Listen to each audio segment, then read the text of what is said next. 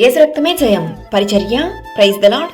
ఫిబ్రవరి 27వ తేదీ 2024. ఈరోజు దేవుని వాక్యము.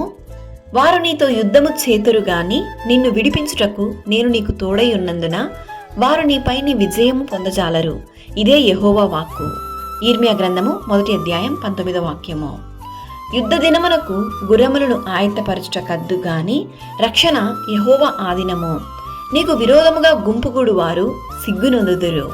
నీతో యుద్ధము చేతురు, అన్యాయాన్ని బట్టి పోరాడుతురు, అవిశ్వాస మార్గంలో నడిచి మీ విశ్వాసాన్ని చెదరగొట్టెదరు.